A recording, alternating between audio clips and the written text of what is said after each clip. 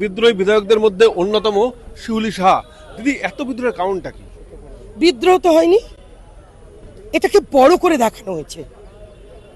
আরেকটা জিনিস ভাবতে হবে, মানুষ কি চায়, দলের যারা কর্মী সমর্থক কি চাইছে, বা যারা ইলেক্টেড তারা কি বলতে চায়, এটা শোনার প্রয়োজন ছিল। আজকে যেটা হয়েছে, দল করতে পারেনি, বারবার করে ফেল করেছে।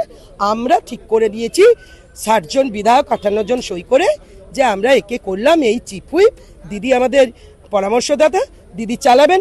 মমতা বন্দ্যোপাধ্যায় আমার হৃদয়ে আছে, হৃদয়ে থাকবে, ছিল, থাকবে।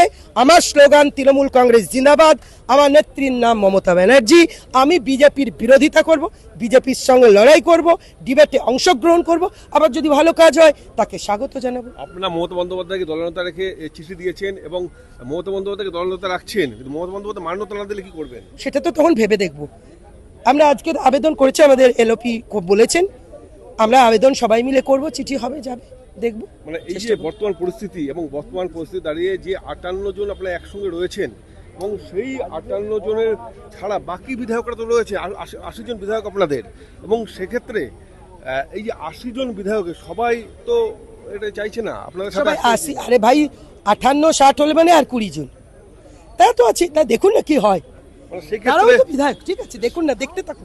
আড়াআড়ি বিভাজন, এটা কি আজকে আপনি কি দেখেছেন অ্যাডমিনিস্ট্রেটিভ মিটিং এ কুণাল ঘোষ গেছেন, নয়নাদি গেছে, আমাদের ববি হাকিমও গেছে।